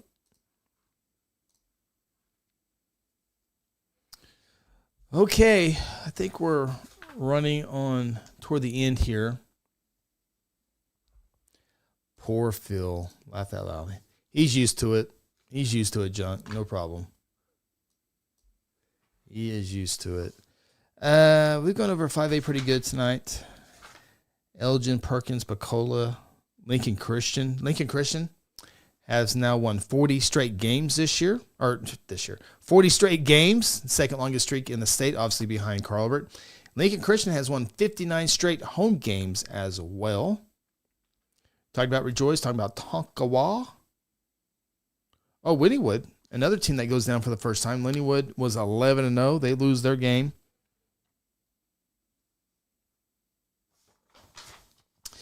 Got that. OCS, we're talking about OCS. Allen, Fairland, Talihina, Hominy, got those notes in there. And I'm pretty sure we talked about all the 6A1 and 6A2 notes. So those notes are done for now. I have not seen any coaching retirements or resigning. I got to open the door. So don't got any information on any openings that have come and open. Yes, we blame Phil for Pryor. Yes. That's where Ronnie and I went. He took down, so Phil so far has taken down Guthrie. He's taken down Pryor. He's taken down Piedmont.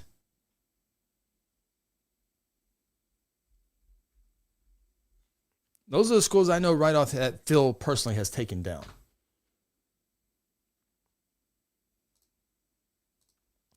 Which teams has really taken you by surprise this year? Allen, the Mustangs, are one of them. No one in 6A. No one at Pump City. Pump City in 6A2. It does help. They did have some transfers come in. Turnbull, the quarterback, moved in from moved in or transfer. I'm not sure what it is. Comes in from Millwood. Now Pump City did lose a stud to Mustang. But Pump City is up there. Coach Willis Alexander. I've known him since his coaching days at Douglas. And so it's good to see Pump City in the mix of 6A2. It's always been Bixby, Deer Creek, Stillwater, Choctaw. But now we have Pump City. We'll see if they can continue their ways. So Pump City is a team that has surprised me. 5A football. Altus was a good story this year. McAllister was a good story this year. Expected MacArthur to be good, Newcastle to be good, McGinnis to be good, Carl Albert to be good, Guthrie to be good. Pryor, they were expected to be good. They were good this year. Shawnee, it looked like they were for a little bit. Kind of didn't make it toward the end, didn't make the playoffs, but they got to find a quarterback. 4A football, I think everything went as expected there. Tuttle, Elgin, Cushing. To go the other way, very surprising that Poto did not make the state playoffs. They were 7-3 and didn't make the playoffs. Northwest Classic was 2-8 and made the playoffs for the first time since 1968. So that's a good thing for Pump City West, Northwest Classen. Northwest Classen, first time since 1968. So that was a good story there. 3A, Perkins, they're in the Final Four. Although Perkins, I don't know if I mentioned this earlier. I think Perkins, this is their second time in 3 years to make the semis. Is that right? Perkins, second time since 2000 to advance to the semifinals. Yeah, second time in 3 years for Perkins to get there. Cassia Hall against Perkins scores and goes for 2 and does not get in. Other surprises. I'm trying to go off the top of my head here. Let me look here. 2A1, Marlowe, Washington, kind of saw that. Jones. OCS, I think that's a little bit of a surprise. They've Tanner Roof has done a good job. Kingston and Kiefer had good seasons. Not too surprising though. Dibble beat Davis in overtime earlier this year. They had a good season. The Dibble Demons lost to Holdenville, but no, Dibble was a nice little surprise this year. A1 football, we talked about them. There's really no surprises there. And I would say Allen and Fairland, both in A2, have been good surprises this year as well. So Allen in the state semifinals, I didn't see that one coming, to be honest with you. Oh, second round specifically.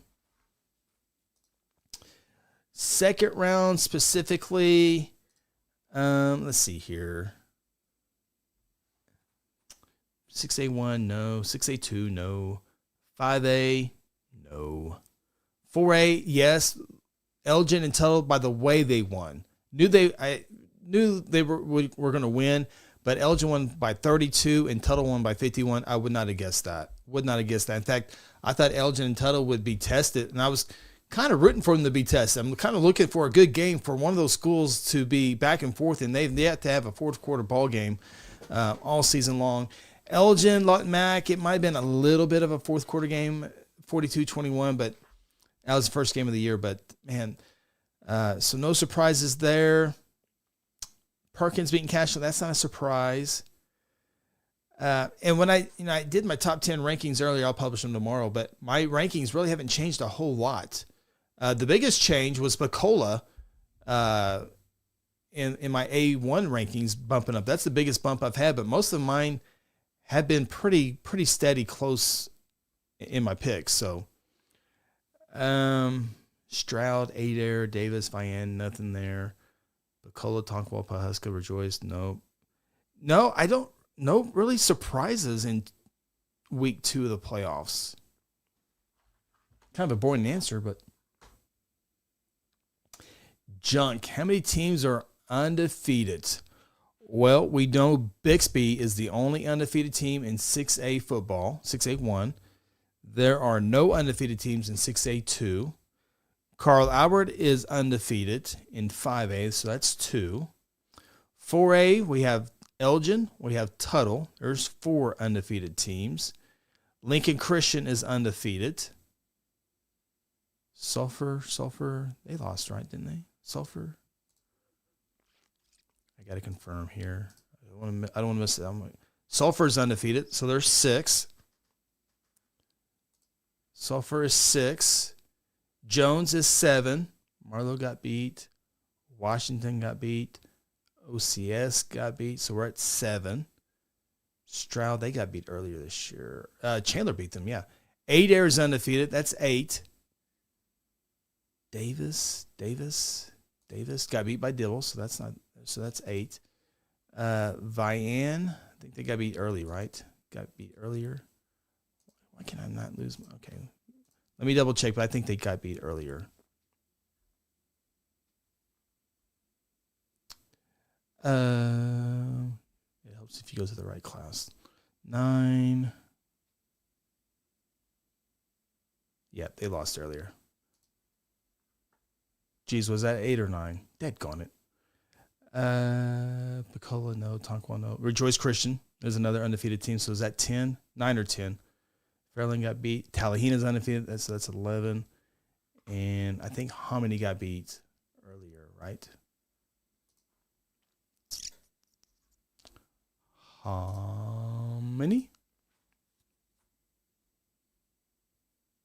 Yeah, they lost twice. So those are your undefeated teams. So 10 or 11? I lost count when I was thinking. Junk. Tell him I'm thinking that's Phil, not to pick Adair. Yeah, you don't want Phil picking your team. Yeah, Kelly's right. Cashin was Phil's lock of the week. I reminded him that. So, he also took down Cashin. So he's taking down Cashin. He's taking down Piedmont. He's taking down Guthrie. He's taking down Pryor. You do not want him picking your teams. Turnbull has close to 6 years of high school football experience. Lincoln Christian is definitely undefeated. The only really true test that Lincoln Christian has gotten this year was Shiloh Christian over in Arkansas, a team that's one of the best teams every year over in Arkansas. Cushing is not undefeated. Cushing got beat by, it was early on, Bristow. Yeah, that's a kind of surprising loss there. Yeah, lost to Bristow, 35-31, second game of the year. A lot has happened since then, but that was surprising when it happened, that's for sure. Phil did great for picking Marlowe. Yeah, so Phil actually won the picks last week. Phil was 7-3 last week. He was 7-3 last week. He lost Fairview Bacola. He lost Del City MacArthur, and he lost Pryor Newcastle. So Phil had a good week last week, except for he took Pryor down. Oh, that's right, Kelly. Yeah. In fact, I just said that earlier. They lost 21-14. So, yeah, Rejoice is not undefeated. So it's either 9 or 10 teams. They've just been so good. Tick-tock. You don't stop.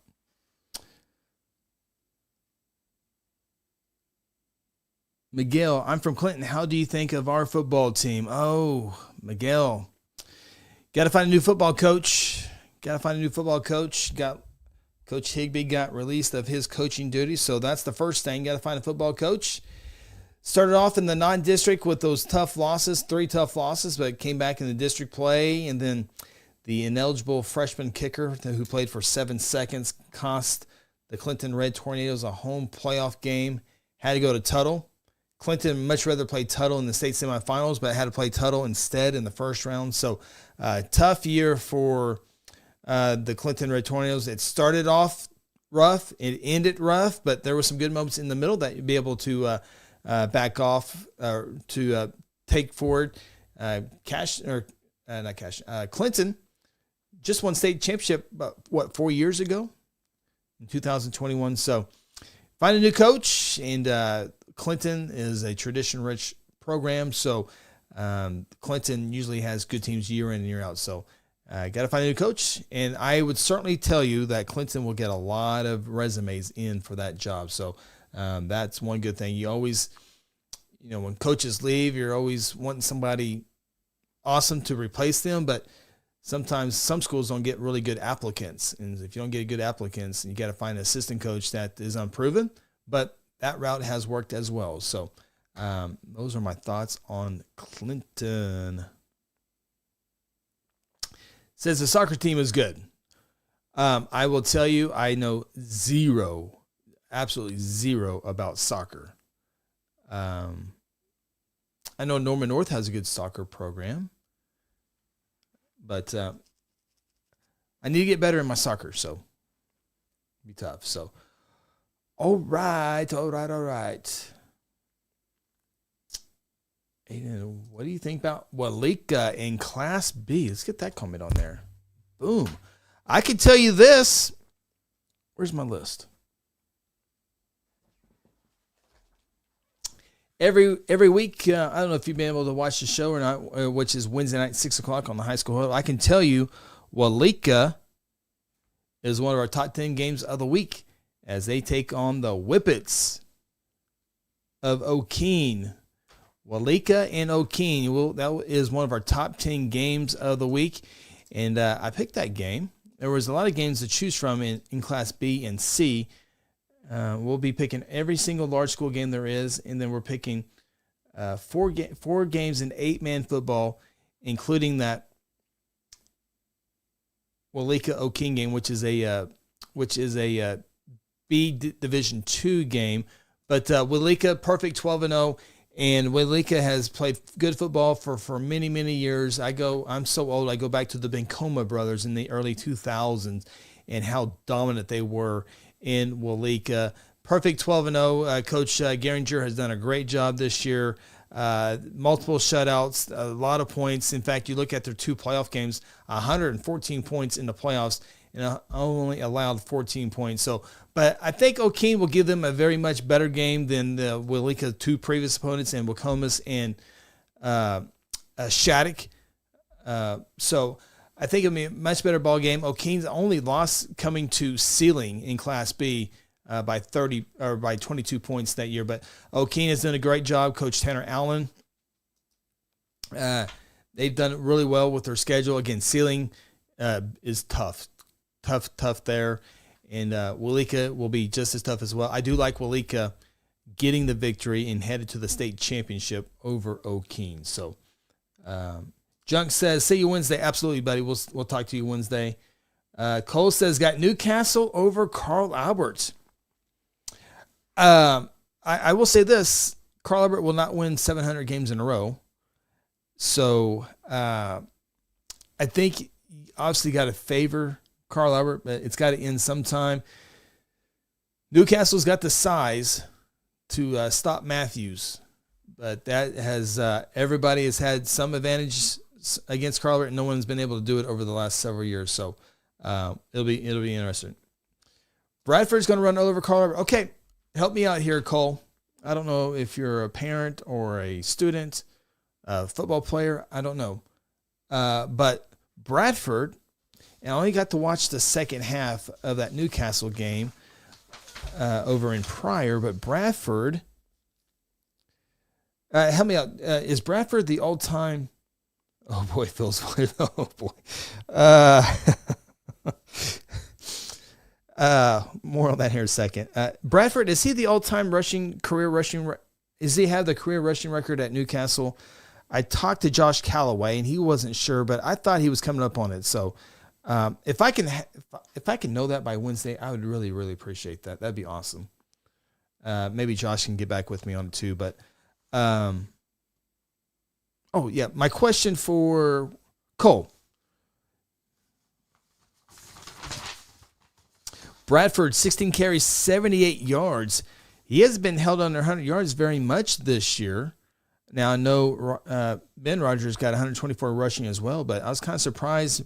Bradford, I didn't get to see very many carries from him, 78 yards, so that was interesting. I was ready to see him. I could see why he might be the rushing record with that huge Newcastle offensive line, and he's not a real tall guy, so he can really hide behind those guys really, really well. Phil, Newcastle, you guys are on the clock. Phil, on Sunday, now Phil will change his mind 27 times before Wednesday. Right now, Newcastle is his lock of the week. I'm surprised McGinnis is not his lock of the week. I thought that was okay. McGinnis was his lock of the week on Friday. On Sunday, it's now Newcastle. We'll see what it is on Monday, Tuesday, and then Wednesday. He's going to have to make a decision on who that's going to be. So that we'll figure that out. Stroud Adair. We talked about this one a little bit earlier, and Stroud's very, very, very physical football team, and they are on quite the streak. They lost a game earlier, kind of a head scratcher, to be honest with you, losing to Chandler a little bit earlier this year. But click the right one. There we go. Lost to Stroud. Since then, they've won 11 games in a row, and they've beaten Pawnee, and they beat Tonkawa. That was early in the season. Now their district schedule not that tough, not really tough at all. Hennessy was the second best team, and Stroud beat them 52-3. And so Stroud's a team that hasn't been in a close game since their non-district games with Pawnee and Tonkawa. So they're going to have to step up their game a little bit. Meanwhile, Adair was in a tough contest this past week with Holdenville on Friday night. Saw that game there.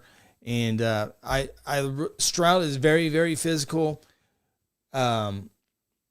Adair. So my fear for Adair is Stroud's physicality, and it's a state semifinal game. That game can go either way. It absolutely can go either way in that matchup. That one I'll have to do a little bit more homework on Stroud. Now that I've seen Adair on streams, but I've not seen Stroud a whole lot, and I probably need to do a little bit more looking at Stroud, to be honest with you. So we'll definitely have Stroud Talk on Wednesday night show for sure. Okay, see, this is this type of stuff that I need to know right here. Thank you. They lost to Chandler because their line is young and they were getting some of their first varsity snaps. Well, that makes sense because now they've won 11 games in a row, so now they have a lot of the experience, especially impressive victories over Pawnee and Tonkawa. Can't get over that. That's very, very good for Stroud. If they can go back to that way, they will give Adair everything they want. So that will be a fun matchup, no doubt. Willika Outlaws, yes, Willika Outlaws, and I've talked to so many teams, I'm losing my mind. Willika Outlaws and the Okeen Whippets. Yep. Dewar Dragons. We'll be talking some Dewar Dragons. Braylon Lewis. We'll be talking about Medford Timberlake, Tipton Ryan, the Cowboys undefeated. So we're going to be talking some B&C on Wednesday night as well. Stroud secondary is weak. With one of those corners being a freshman, if Adair keys them on, they will do good. Yeah, McCord is a physical runner, but he throws the ball really well. Throws a deep ball really well as well. I had a couple. I remember one really deep pass. The receiver unable to bring it in. Should have probably, the receiver wish he had that one over because he would have. He knows he could have had that one, but McCord, he can run and throw. Good thick body. Got a couple good receivers as well. So, at the beginning of the season in August, I picked Davis to win the state championship. Davis will have a tough contest to even get to the championship game with Vian this week. And then Adair and Stroud. That's a great semifinals, 2 semifinal games next week.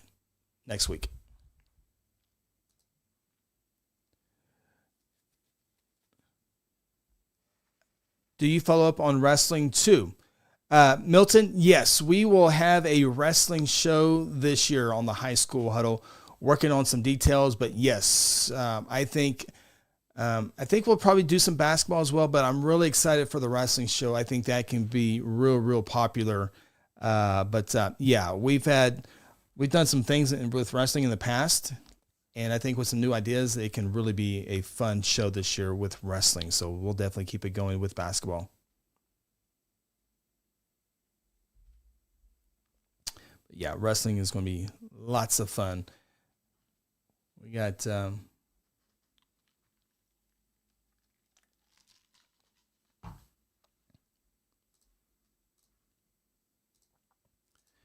second here.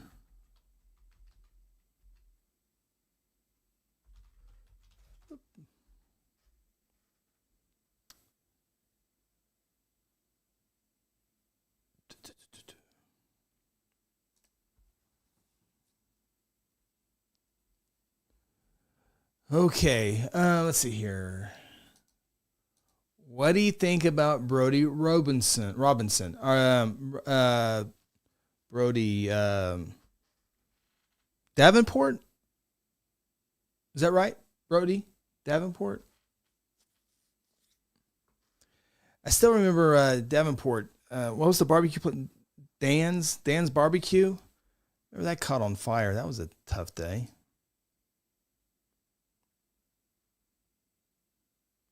That was a tough day.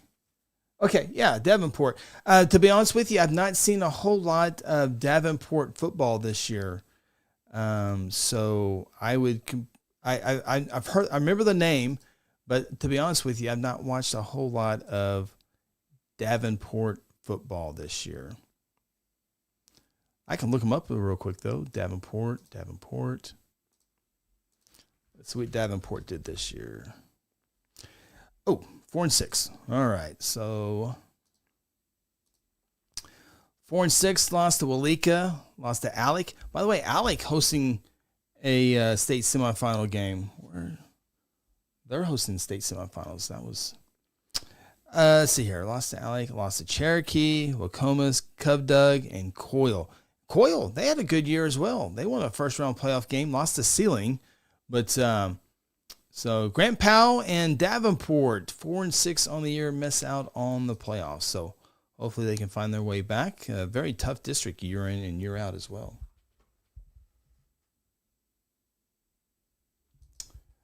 Brody and my man Chase Mitchell are some dogs. Okay, cool. Cole, Mac Bishop rematch. Yeah, something. I'm gonna have to pick this game on Wednesday night officially. I don't know if I can get. I don't know right now. Something tells me. Something. I think Lott MacArthur has a few more weapons. Lott MacArthur has already won on Bishop McGinnis's home field on senior night. On Sunday night, right now, I'm going with Lott MacArthur. Right now, Lott MacArthur. We'll see if that changes on Wednesday. Doc Holiday, Alec has a really nice stadium. Okay, let me do a Alec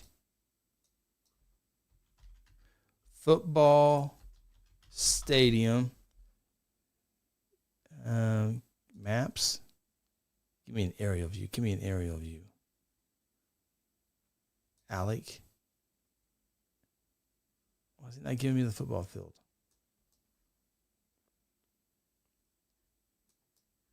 Alec. I'll just zoom in on the town. Surely you can find a football field. Oh, right to it. Okay, yeah. Can I turn this on? Got the turf. Got a longhorn in the middle. Let's see here. We got a track all the way around. Visitor stands, home stands. That is a nice stadium. I would not have known that. I see the signs toward Alec, but I've never been there. Baseball field right there. They do have a very nice football stadium. I can't tell with the press box. I'm a press box snob. But absolutely, that's a great stadium. Wow. Alec, Oklahoma, you go. That's awesome. Thanks for letting me know that. I did not know that. Who's got that game? Who's in Alec, Oklahoma? Look at my email. OSSAA.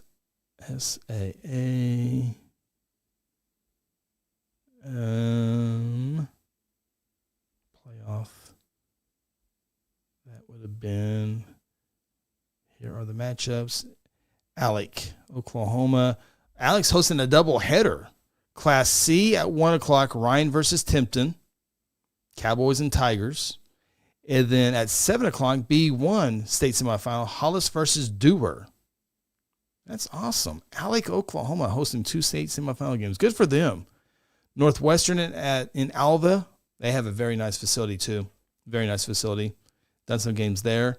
They're having 2 semifinal games. Edmond North is having 2 semifinal games. They got the 6A2 semifinals. And Catoosa is hosting 2 games.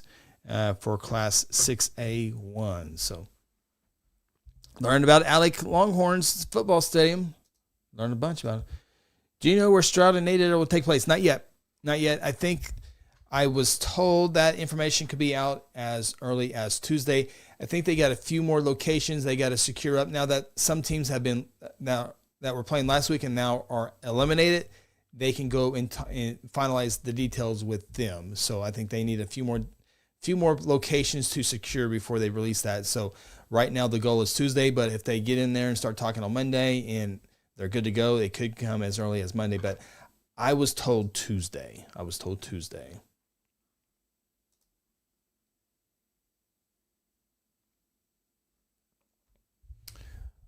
Okay. Looks like we are winding down. Appreciate you guys on a Sunday night, and it's almost been 2 hours, since we've been on here. So great questions. I appreciate you guys because obviously can't be at every game and can't find everything, and you guys helped me out with a bunch of great stuff. I do want to know a little bit more about Stroud. I really do, and we'll have some time to get to know Stroud a little bit more. I think we will have Wyatt Chalmer, the Elgin head football coach, on Wednesday night show. Looking for maybe one more coach to join us as well. Got to kind of think about who that needs to be, but I think we'll have Wyatt Chalmer, Elgin football coach, on the show Wednesday night. Does the High School Huddle crew have a 4A, 5A semifinal road trip planned? Right now, I got asked. We got asked, I think this gets finalized tomorrow, about production and broadcast teams and where they're going to be streamed at. All that is being finalized. We were supposed to have a conference call today. Schedules didn't match up, so I think we're getting a conference call tomorrow to figure out all those little details. So we might be on a call, broadcast production call on Friday, but I'm kind of rooting because we'll have 12 state championship games to produce, but I wouldn't mind having another Friday night off, Friday day, so we can go watch more games. I tell you, it was so much fun going to Adair Pryor. Don't ever get to go see very many games on the field, always in a press box. Now, if it's cold, I'll be in a press box, but no, that was fun. I really wouldn't mind having Friday off so I can go, we can go and watch games on Friday afternoon and Friday night, a doubleheader.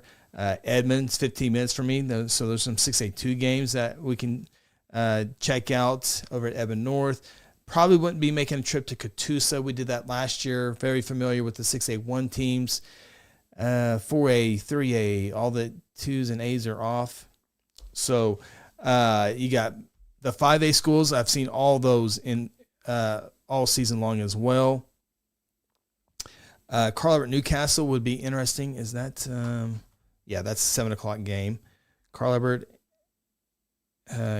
is at the Norman North, and Bishop McGuinness and MacArthur is at Noble. So I would certainly think that if we're not broadcasting Friday, I certainly think I would see myself at the Choctaw Stillwater game, 1:00 at Edmond North, and then a decision to be made to stay there 15 minutes from home and watch Sand Springs and Pump City, or travel hour 10 to either Noble or Norman North and watch a 5A semifinal game. It's supposed to be cold, right, on Saturday? Saturday weather. Saturday. What's the weather? High of 59, 70% chance of precipitation. Of course, this is several days out, precipitation. And all the rain right now is scheduled to start at 6 o'clock. It does say light to moderate on Friday night. Oh, that's Saturday. Hold on. Friday. Friday's 55 and no rain. 55 is no rain. Sorry, we have a funeral on Saturday, and that was on my mind. So Friday, 55 degrees and for a high and no rain or sleet. So that's good.